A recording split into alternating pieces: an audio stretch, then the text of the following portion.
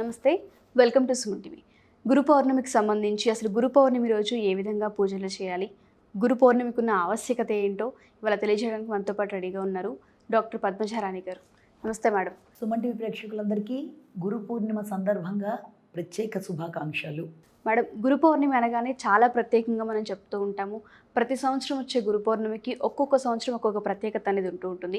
ప్రత్యేకించి మరి ఈ సంవత్సరంలో వచ్చిన ఈ గురు పౌర్ణమికి ఉన్న విశిష్టత ఏంటి, అండ్ దాంతోపాటు గురువు అంటే ఏంటి, అసలు మనం ఏ విధంగా అర్చించుకోవచ్చు అంటారు? ముందుగా ఆషాఢ శుద్ధ పౌర్ణిమ, దాన్ని మనం గురు పౌర్ణిమగా చేస్తాం. అదేంటండి, గురు పౌర్ణమి అంటే గురువుని పూజించడం అంటారు కదా, మరి టీచర్స్ డే ఉంటుంది, అది కూడా గురు పౌర్ణమి లాగా చేస్తారా ఏంటి అంటే అప్పుడు కూడా టీచర్లను కదా మనం ఇది చేసేది అని అనుకుంటారు. అసలు గురు పూర్ణిమ యొక్క విశిష్టత ముందు తెలుసుకుంటే మిగిలిన విషయాలు మీ అంతటి మీకే అవగాహన అవుతాయి. అది ఒకటి. ఈ రోజున ముఖ్యంగా మనం ఈ యొక్క వ్యాస భగవానుడిని పూజ చేస్తాం. వ్యాస పూజ, మహాషాఢి, శివసైన వ్రతం, దాంతోపాటుగా రుద్ర సావరణ మన్వంతరాది, అది దాంతోపాటు కోకిల వ్రతం, ఇలా ఎన్నో విషయాలు ఇవాళ మనం ఉంటాయన్నమాట ఈ ముఖ్యమైన ఈ యొక్క ఆషాఢ పూర్ణిమ అంటే. అంతేకాకుండా చాలామంది ఆకమావే పౌర్ణిమలు అంటూ స్నానాలు చేస్తూ ఉంటారు. వాటికి సంబంధించి కూడా ఆషాఢ పౌర్ణిమ ప్రధానంగా చెప్తారు. ఇలా ఎన్నో విశేషాలున్న ఈ పౌర్ణమికి అసలు గురు పౌర్ణిమ, గురువు అనే విషయాల గురించి ఇప్పుడు మనం తెలుసుకుందాం. సాధారణంగా మనం ఏదన్నా దేవునికి ఆరాధన చేసేప్పుడు, అంటే దేవుడికి మనం పూజ చేసేటప్పుడు మనం ఏదేదో కోరికలు కోరుకుంటూ ఉంటాం. అయితే దైవం ఏం చేస్తుందంటే, మనం కోరుకునే కోరిక మంచిదా చెడ్డదా అని ఆలోచించే మనకి వాళ్ళు వరాలు ఇవ్వరు. కానీ అలా ఆలోచించకుండా మనం కోరేటప్పుడు చాలామంది వాళ్ళకి కావాల్సింది కోరుతారు, కానీ అది తమకి సమాజ శ్రేయస్సుకి ఉపయోగపడుతుందా, దానివల్ల ఏమైనా ఇబ్బందులు ఉంటాయా అన్నది గమనించుకోకుండా కూడా కోరుతూ ఉంటారు. దైవాలు అనుగ్రహించడం, భస్మాసురుడు విషయం అందరికీ తెలిసిందే. ఆయన అడిగిన కోరిక ఇస్తే ఆయన శివుడినే ఇబ్బంది పెట్టడానికి ప్రయత్నం చేసిన వ్యక్తి. కాబట్టి ఎవరైనా వ్యక్తి ఏదైనా ఒక కోరిక కోరుకునేటప్పుడు ఇది మంచిదా చెడ్డదా, దీనివల్ల నాకు మేలు కలుగుతుందా ఇతరులకు ఇబ్బంది కలుగుతుందా అన్న అంశతో ఎవరు కూడా కోరుకోవడం జరగదు. అంటే ఆ రకమైన అవగాహనతో వాళ్ళు కోరుకోరు. అలాగే వినాయకుడికి పూజ చేసేటప్పుడు కూడా మనం ఏం చేయాలంటే, మనం ఏదన్నా ఒక కోరిక కోరుకున్నప్పుడు అది మంచిది అయితే మొదలుపెట్టిన సందర్భంలో ఏదైనా మాకు ఇబ్బందులు వస్తే విఘ్నాలు తొలగించు అని, ఒకవేళ ఆ కోరిక వల్ల ఏమైనా ఇబ్బందులు ఎదుర్కొంటాము అన్న అనుమానం ఉంటే మాకు ఆదిలోనే దాంట్లో విఘ్నాలు కలిగించు అన్నట్టుగా కూడా అనుకుని కోరుకోవాలి. అలాగే మనం ఏదైనా కోరుకున్నప్పుడు కూడా దైవాన్ని మనం మంచి జరిగేట్టుగా, దానివల్ల ఇబ్బందులు లేనట్టుగా, తనకి మాత్రమే కాకుండా చుట్టుపక్కల వారికి కూడా ఏ రకమైన ఇబ్బంది లేకుండా ఉండేట్టుగా ఉండాలి అన్న అవగాహనతో ఎవరు కోరుకోరు. అంటే వాళ్ళకి ఆ రకమైన అవగాహన అనేది రాదు. కానీ గురువు అంటే అర్థం ఏంటి అంటే, వ్యక్తికి చీకటి నుంచి విజ్ఞాన జ్యోతులు వెలిగించి జ్ఞానాన్ని కలిగించి వారిని సరైన మార్గంలో నడిపించే వ్యక్తి అని మొదటి శబ్దంగా చెప్తారు. గురువు అనే శబ్దానికి అర్థం. అది మాత్రమే కాకుండా మనం ఏది చేస్తే మంచి, ఏది చేస్తే చెడు, అంటే ఏది జ్ఞానం ఏది అజ్ఞానం అనే విషయాలలో మనకి విపులీకరించి ఎలాంటిది మనం కోరుకోవచ్చు, ఎలాంటిది అనే రకమైన పరిణత మనకు కలిగించే వ్యక్తిని మనం గురువుగా భావిస్తాము. వారిని గురువులు అంటాము. అంటే అంతేకాకుండా వ్యక్తి, తను, దాంతోపాటు గురువు, ఈశ్వరుడు, ముగ్గురు ఏకీకృత భావన, అంటే ముగ్గురు ఒకటే అన్న భావన, అంటే అనే భావన కలిగించుకుంటూ పరిణతి చెందడం. దైవం వల్ల మనకి పుణ్యం, అలాగే గురువు వల్ల జ్ఞానం, రెండు కూడా సమపాళ్లలో తీసుకుంటూ మన అజ్ఞానాన్ని తొలగించుకుంటూ విజ్ఞాన దీపాలు వెలిగించుకుంటూ దానికి గురువు సహకరిస్తూ ముందుకు తీసుకెళ్ళడమే గురువు అని చెప్తాం. అయితే ఈ రోజున అందరూ కూడా ప్రధానంగా గురువులకి మార్గదర్శకుడుగా వ్యాసుని మనం అనుకుంటాం. ఎందుకు? ఆయన చాలా విశిష్టమైన వ్యక్తి. ఎన్నో రచించిన, మనకి ఈ రోజున రాసినవన్నీ మన పురాణాలైన వాటి గురించి చెప్పినా అంతా ఆయన ద్వారా మనం తెలుసుకున్న జ్ఞానం కనుక ఆయనని ప్రధాన గురువుగా మనం భావిస్తాం. అయితే ఇది తెలుసుకునే ముందు మొట్టమొదటిగా గురు పరంపర ఒకటి మనం అనుకోవాల్సింది. దాంతోపాటు ఎన్ని రకాల గురువులు ఉన్నారు ఇది కూడా. అంటే ఇప్పుడు నవగ్రహాలు ఉన్నట్టుగానే నవగ్రహాలకు సంబంధించిన తత్వాలు కలిగిన అలాంటి గురువులు కూడా మనం మాట్లాడుకోవాలి.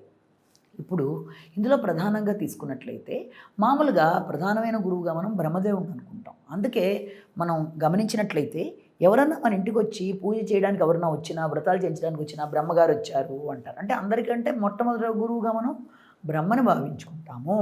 అలాగా బ్రహ్మని ఒకటి. అయితే ఇప్పుడు గురు పరంపరలో మనం చర్చించుకోవలసింది మొట్టమొదటిగా నారాయణుడి తర్వాత బ్రహ్మ, ఆ బ్రహ్మ తర్వాత ఆయన పరంపరలో మనం వశిష్ఠుడి తర్వాత శక్తి తర్వాత పరాశరుడు తర్వాత వ్యాసుడు. అంటే ఇది గురు పరంపరగా మనం తలుచుకుంటాం. అయితే మనం ఇందాక అనుకున్నట్టుగా 9 రకాలైన గురువులు ఉంటారన్నారు కదా, ఏంటి వాళ్ళు అని ఆలోచించినట్లయితే 9 రకాలైన గురువుల్లో మొట్టమొదట సూర్యతత్వం కలిగిన వారు అని కూడా అనుకోవచ్చు. ఇప్పుడు బ్రహ్మదేవుడు ఎవరు అడక్కపోయినా ఆయన వేదాలన్నీ ఎలాగైతే చెప్పేశారో, అలాగే సూర్యనారాయణ స్వామి ఎవరు అడక్కపోయినా ఆయన కాంతి అన్ని వైపులా వస్తూ ఉంటుంది. మనం తప్పించుకోవడానికి ప్రయత్నం చేసినా ఆయన కాంతి మన మీద ఉంటుంది. అంటే సూర్యతత్వం కలిగిన గురువులు అవతల వాళ్ళకి వాళ్ళ దగ్గర ఉండే జ్ఞానాన్ని అంతా ఇచ్చేయడానికి ప్రయత్నం చేస్తారు. సూర్యతత్వం కలిగిన గురువులు అని చెప్పాలి వీళ్ళని మొదటిగా. అంటే ఆ రకమైన లక్షణాలు బట్టి మనం అలా అనుకుంటాం. సూర్యుడి తత్వం అడిగినా అడగకపోయినా సూర్యుడి కాంతి ఎలా వస్తుందో అలాగే అందరికీ కూడా తమ జ్ఞానాన్ని ఇచ్చేవారుగా చెప్తారు సూర్యతత్వం కలిగిన గురువులు అని. చంద్రతత్వం కలిగిన గురువులు ఏంటంటే ఆకర్షణీయంగా చెప్పడం. ఇప్పుడు పురాణాలన్నీ ఆకర్షణీయంగా చెప్పి చక్కగా ప్రశ్న దానికి సమాధానం రీతులు మనకి చెప్పి అంటే చక్కగా మనకి అనుకూలంగా అర్థమయ్యే విధంగా ఆహ్లాదకరంగా చెప్పిన వ్యాస మహర్షిని మనం తీసుకుంటాం. అంటే ఈ రకంగా చంద్రతత్వం కలిగిన గురువులుగా వీళ్ళని భావిస్తాం. ఇంకా దీని తర్వాత కుజతత్వం కలిగిన గురువులు కూడా ఉంటారు. వీళ్ళకి కొంచెం కోపంగా ఉంటారు. తర్వాత కోపంతో పాటుగా వీళ్ళకి ఏంటంటే అది చాలా నిక్కచ్చిగా కోపంగా ఉన్నట్టుంటారు. అంటే మనం తీసుకున్నట్లయితే పరశురాముడు మొదలైన వారిని మనం ఇందులో ఈ రకమైన తత్వం కలిగిన వారిగా అనుకోవచ్చు. ఇక వీరి తర్వాత మనకి బుధతత్వం కలిగిన వ్యక్తులను కూడా మనం చూసినట్లయితే వీళ్ళు ప్రయోజనాన్ని ఆశించి అవతల వాళ్ళకి తప్పనిసరిగా మంచిగా అన్నీ చెప్పడం జరుగుతుంది. సాందీపుడు మొదలైన వారిని కూడా మనం ఇందులో మాట్లాడుకోవచ్చు. అంటే అలాంటి చక్కగా విద్యని కానీ విషయాన్ని కానీ ఆ రకంగా చెప్పేవాళ్ళు. వీళ్ళు ఎలాంటి వాళ్ళు గురుతత్వం కలిగిన గురువులను ఎవరిని అంటారంటే హితవు కోరేవాళ్ళు, కఠినంగా మాట్లాడినా కూడా విషయ పరిజ్ఞానాన్ని కలిగించేవాళ్ళు, చక్కటి జ్ఞానవంతులు, దానితో పాటు అందరికీ కూడా మేలు చేయడానికి సంకల్పించేవాళ్ళు. మనం ఆ హితవు కోరే వాళ్ళల్లో సాయిబాబా ఇలా అనుకోవడం కూడా జరుగుతుంది. దత్తాత్రేయుడు ఇలాంటి వారిని అనుకుంటాం. వాళ్ళు మాత్రమే కాకుండా మన తల్లిదండ్రులు ఉంటారు కదా, తల్లి తండ్రి గురువు దైవం అనే మాట చెప్పుకుంటారు. మన మొదటి గురువు ఎవరు? పిల్లలకి తల్లే మొదటి గురువు అంటారు. అంటే ఈ హితవు కోరే వాళ్ళందరూ కూడా ఇందులోకి వస్తారు. ఈ రకమైన గురుతత్వం కలిగిన వ్యక్తులుగా అంటే కఠినంగా చెప్పిన విషయాన్ని వివరంగా చెప్పి విషయ పరిజ్ఞానాన్ని కలిగించి అజ్ఞానాన్ని తొలగించి సరైన దారిలో పెట్టేవాళ్ళు అని అర్థం. ఇక తర్వాత శుక్రుడి యొక్క తత్వం కలిగిన వారు. శుక్రుడి తత్వం కలిగిన వారు ఏంటంటే ఆకర్షణీయంగా చెప్తారు, అడిగినవి చెప్తారు, విషయాన్ని నేర్పిస్తారు. అంతేకాకుండా దాంతోపాటు వ్యక్తికి ఆ విషయం మీద ఆసక్తిని కలిగించి ప్రశ్న దానికి సమాధాన రీతిలో వారి మధ్య ఇది జరుగుతుంది. అందులోకి మనం శ్రీకృష్ణుడిని చెప్పచ్చు. ఆయన ఆ రకంగా చెప్పిన వ్యక్తే. ఇక తర్వాత మనం తీసుకుంటే శనితత్వం కలిగిన వారు. కొందరు గురువులు ఎంతో నాలెడ్జ్ ఉంటుంది వాళ్ళకి, కానీ చాలా వాళ్ళు మొత్తం చెప్పడానికి అంగీకరించరు. అంటే కొన్ని విషయాలు మాత్రమే చెప్తారు తప్ప అన్ని విషయాలు కూడా ఓపెన్గా చెప్పడానికి నేర్పించడానికి సిద్ధంగా ఉండడం అనేది ఉండదు. అలాంటి వారిని శని తత్వం అంటే తత్వం అలాంటి తత్వంతో పూర్తిగా చెప్పకపోవడం, కొంచెం ఆలోచించి నెమ్మదిగా చెప్పడం, ఇలాంటివన్నీ కూడా వాళ్ళ తత్వం. రాహు తత్వం కలిగిన గురువులు కూడా ఉంటారు. వాళ్ళు ఎలాగ ఉంటారు అంటే భయపెడతారు. అంటే దండన భయంతో విద్యార్థులు నేర్చుకోవడం అన్నా లేకపోతే విషయాన్ని నేర్చుకోవడం అన్నా ఏదైనా సరే కొంచెం భయంతో నేర్చుకునే అవకాశాలు అనేవి ఉంటాయి వీరి దగ్గర. అంటే రాహుతత్వం కలిగిన వారు. ఇక కేతుతత్వం కలిగిన వారికి స్పిరిచువాలిటీ అంటే వేదాంతం రూపంలో వేదాంత పరిజ్ఞానం అంటే ఆధ్యాత్మికంగా వాళ్ళు చెప్తూ ఉంటారు అన్నమాట. మనకి వింటూ ఉంటాం చాలా చోట్ల ఆ రకమైన విషయాలు, ఆ రకమైన పరిజ్ఞానం అంటే ఆధ్యాత్మిక ధోరణిలో వ్యక్తిలో జ్ఞానోదయం కలగడం, ఆధ్యాత్మికంగా సుసంపన్నులై ముందుకు వెళ్ళడం, ఇలాంటివన్నీ కూడా మనకి కేతుకి సంబంధించిన తత్వం కలిగిన గురువులు నేర్పిస్తారు. అంటే ఎక్కడైనా ప్రపంచంలో ఈ 9 రకాల తత్వాలు కలిగిన గురువులు అంటే ఎవరైనా ఏదో ఒక దాంట్లో కోవలోకి రావాల్సిన వాళ్ళే.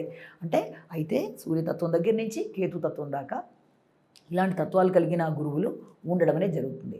కానీ మనకి ఎలాంటి విద్యాబోధన కావాలి ప్రపంచంలో కావలసిన విద్యాబోధన ప్రశ్న దానికి సమాధాన రూపంలో బోధనా రీతి సాగాలి. అంటే విద్యార్థి అంటే ఆ నేర్చుకునే జ్ఞానం కోసం ఆరాటపడే వ్యక్తికి, విషయాన్ని పరిశీలనగా లోతుగా తెలుసుకోవాలనుకున్న వ్యక్తి ప్రశ్న వేసేట్టుగా దానికి తగిన సమాధానం ఉపాధ్యాయుడి నుంచి అంటే తమ గురువు నుంచి రాబట్టుకునే విధంగా ఉండే విధానంలో అంటే ప్రశ్న జవాబు రీతిలో మనకి విద్యా విధానం అలా చెప్పింది ఎవరు?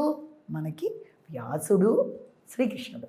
వీరిద్దరూ కూడా ఆకర్షణీయంగా చెప్పడం జరిగింది కాబట్టి వాళ్ళని మనం ఆ రకమైన విద్యా విధానం బాగుంటుంది అని అనొచ్చు. అలాంటిది సాగాలి. అంటే మనం ఏదైనా విషయంగా చెప్పేస్తే అవతల వాళ్ళకి దాని మీద అవగాహన లేకపోవచ్చు, అంగీకారం రాకపోవచ్చు. కానీ ఒక కథ రూపంలో కానీ, విషయ విశ్లేషణ విధానంలో కానీ, చెప్పే విధానంలో కానీ వ్యక్తిలో ఆసక్తి, అనురక్తి కలిగించే విధంగా మనం మాట్లాడితే తప్పనిసరిగా ఏంటి ఇది తెలుసుకుంటే ఎలా ఉంటుంది అన్న భావన పుట్టడమే నిజమైన విద్యార్థి లోపల అంటే విద్యని అర్జించే వ్యక్తుల యొక్క లక్షణం. కాబట్టి అలాంటి భావన కలిగించడంలో మనకి ఆ రకమైన విద్యా విధానం అనేది ముఖ్యంగా చెప్పుకుంటాం. కాబట్టి ఈ రోజున ఇలాంటి విషయాలన్నీ మనకి వివరంగా, విపులంగా, అర్థమయ్యే రీతిలో, ఆకర్షణీయంగా రాసి చెప్పిన వ్యక్తిగా మనం వ్యాస మహర్షిని ఈ రోజున మనం పూజ చేస్తాం. మహాషాఢి అన్న కూడా అదే వ్యాసుని పూజ చేయడం అనేది. ఈ రోజున దీంతో పాటుగా ఏంటంటే మనకి ఇంకా తీసుకున్నట్లయితే ఆయనకి సంబంధించి మనకి కొన్ని చోట్ల జితేంద్ర రాయ జాతర అని చెప్పి మనకి మహబూబ్నగర్ జిల్లా దగ్గర తెలంగాణ రాష్ట్రంలోనే అక్కడ ఒక చిన్న ద్వీపం ఒకటి ఉంది. ఆ ద్వీపం ఏంటంటే భీమా నదిను కృష్ణానది కలిసే సంగమించే ప్రదేశంలో అక్కడ శ్రీకృష్ణ ద్వైపాయనుడి యొక్క ద్వీపం అనేది ఉంది. అక్కడ జితేంద్ర రాయ జాతర అని వాళ్ళ జరుగుతుంది. అంటే ఆ గురు పూర్ణిమ విశిష్టత నాడు జరిగేది అది. అది మాత్రమే కాకుండా ఇంకా ఇవాళ మనకి ఈ యొక్క శంకరాచార్యులకు సంబంధించి శృంగేరి మఠంలో కానీ, కుంభకోణంలో కానీ ఎక్కడన్నా వాటిల్లో కూడా విశేషంగా గురు పూర్ణిమ పూజలు చేయడం అనేది. ఎందుకంటే అందరికీ గురువుగా ఎవరినైతే మనం భావిస్తామో వారిని ఈ రోజున పూజించడం అనేది, ఈ రోజున కొత్త వస్త్రాన్ని పరిచి ఆ పూజ చేసే విధానంలో దాని మీద బియ్యము తర్వాత రాసిపోసి దాని మీద నిమ్మకాయలు ఉంచి ఇవన్నీ ఏంటంటే లక్ష్మీ కటాక్షానికి కార్యసిద్ధికి నిమ్మకాయలని చెప్తారు. కాబట్టి ఆ రకంగా చెప్పడం, ఈ రకంగా పూజ చేయడం అనేది. అలాగే బాసరని ఇంతకుముందు వ్యాసపురి అనేవాడు, అదే కాలక్రమేణా బాసర అని వచ్చింది. అక్కడ సైకత శిల్పంలో తయారు చేసి అమ్మవారిని ఈయన పూజ చేశారు అని అంటారు. కాబట్టి అది బాసరగా ఆయన పేరు మీద నిలబడిపోయింది. అక్కడ ఇవాళ చాలా చక్కగా విశేషంగా జరపడం అనేది కూడా జరుగుతుంది. అలాగే ఇవి మాత్రమే కాకుండా ఇవాళ ఒక శివశయన వ్రతం అనేది అంటే శివుడు ఈ రోజున ఆషాఢ శుక్ల పౌర్ణమి నాడు ఆయన పవళించడం అంటే ఆయన ఇంకా యోగ నిద్రలోకి వెళ్ళిపోవడం జరుగుతుంది. పులి చర్మం మీద ఆయన యోగ నిద్రలోకి వెళ్ళిపోయి జడలు కట్టిన ధారణతో ఆయన ముందుకి యోగ నిద్రలోకి వెళ్ళిపోతారు అన్నమాట ఈ 4 నెలల్లో కూడా. కాబట్టి దానికి వాళ్ళ ప్రధానమైన రోజుగా చెప్పుకోవడం జరుగుతుంది. అయితే అలాగా శివుడికి సంబంధించి ఎక్కువ ఆరాధనలు చేసేవాళ్ళు శైవులందరూ కూడా విశేషంగా ఇది చేసుకోవడం జరుగుతుంది. తర్వాత దీంతో పాటుగా ఇంకా ఏంటంటే సాయిబాబా మందిరాల్లో కూడా వెళ్ళి చాలామంది ప్రార్థనలు చేసుకోవడం, దేవుడి యొక్క ఆశీస్సులు తీసుకోవడానికి వెళ్ళడం అనేది సరే అది జరుగుతుంది. ఇది కాకుండా ఇంకా ఈ రోజున కోకిల వ్రతం అనేది జరుగుతుంది. దీని గురించి రకరకాలగా కథలు అంటారు. అన్నప్పటికీ కూడా దీంట్లో ఏంటంటే కోకిల తెలకపిండితో కోకిలని చేసి ఈ రోజున సాయంత్రం నదీ తీరంలో ఈ నెలంతా వాటి నుంచి మొదలుపెట్టి ఆ కోకిలని సంబంధించిన ప్రతిమని పూజ చేయడం వల్ల అబ్బాయిలకి అందమైన భార్య, అమ్మాయిలకి అందమైన భర్త లభిస్తాడని అంటారు. అది ఒకటి. అలాగే చాలామంది ఏంటంటే ఈ రోజున కోకిల వ్రతం విషయంలో పార్వతీదేవి కూడా 10,000 సంవత్సరాల పాటు కోకిల రూపంలో శివుణ్ణి ప్రార్థించి ఆమె ఆయనని భర్తగా సంపాదించింది అన్నట్టుగా కూడా ఇంకొన్ని కథలు ఉంటాయి. అయితే ముఖ్యంగా ఏంటంటే వాళ్ళ కోకిల వ్రతం ఎక్కువ నార్త్ ఇండియన్స్ చేస్తూ ఉంటారు. ఇది కోకిల వ్రతం అనేది ఒకటి. దాంతోపాటుగా రుద్రమన్వంతరాది ఆయన రుద్రుడి యొక్క పుత్రుడిగా చెప్తాము.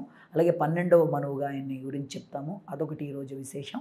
ఇలాగా ఈ రోజున చాలామంది ఎంతో ఇష్టంగా ఈ గురు పౌర్ణమి నాడు గురువుల ఆశీస్సులు తీసుకోవడానికి ఈయన వ్యాస భగవానుని పూజ చేయడం, అలాగే వాళ్ళు మంచి మార్గదర్శకుడుగా ఆయన్ని ఎన్నుకోవడం. అంటే ఇదివరకు రోజుల్లో కూడా ఇప్పుడు సెప్టెంబర్ 5ని మనం గురు పూజోత్సవ దినోత్సవం జరుపుకున్నట్టుగా ఒకప్పుడు ఈ గురు పూర్ణిమనే జరుపుకునేవాళ్ళు, గురువుల్ని పూజించే దినోత్సవంగా. తర్వాత కాలక్రమేణా సెప్టెంబర్ 5ని మనం ఈ గురు పూజోత్సవ దినోత్సవంగా జరుపుకుంటున్నాం. ఏది ఎలా ఉన్నప్పటికీ కూడా ఇది చాలా విశిష్టమైనది. ఎందుకంటే ప్రపంచంలో తల్లి తండ్రి తర్వాత ముఖ్యమైనది మనకి గురువే దైవం. అంటే మనకి కుటుంబంలో ఇంట్లో తల్లి తండ్రి నేర్పించిన దానికన్నా కూడా సంఘంలో వెళ్ళినప్పుడు, సంఘంలో ఇతర వ్యక్తులతో మనం మూవ్ అవుతున్నప్పుడు ఎలా ఉండాలి, ఏం నేర్చుకోవాలి, ఎలా ప్రవర్తించాలి అనే అనేక విషయాలు బాల్యం నుంచి మనం స్థిరపడేదాకా, ఒక వృత్తిలో స్థిరపడిన తర్వాత కూడా గురువులని మనం వదలం. కాబట్టి అన్ని విషయాలని మనకి చక్కగా దగ్గరుండి ఎక్కువ భాగం గురువుల దగ్గరే గడుపుతారు. కాబట్టి అంటే పూర్వకాలంలో తీసుకున్నా కూడా గురువుల దగ్గరికి పంపించేసి ఆశ్రమాల్లో గురువుల దగ్గర చదివించి ఇలాగా ఉండేది కదా పూర్వపు విధానం కూడా. ఇవన్నీ చూసిన మీదట అందరూ కూడా ఏం తెలుసుకోవాలంటే మన జీవనానికి మార్గదర్శి గురువు.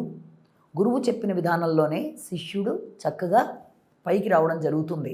ఏ విషయాన్నైనా ఎంత చక్కగా గురువు బోధించిన దాన్ని అంత చక్కగా విద్యార్థులు కూడా తీసుకొని దానిని మంచిగా ఉపయోగించుకొని మంచి మార్గంలోకి పెడితే చక్కటి వ్యక్తి దోహదపడతాడు. అంటే దానికి వ్యక్తి మంచి వ్యక్తిగా మారడానికి మంచి గురువు అవసరం. మంచి గురువు మనకి మార్గదర్శకులు.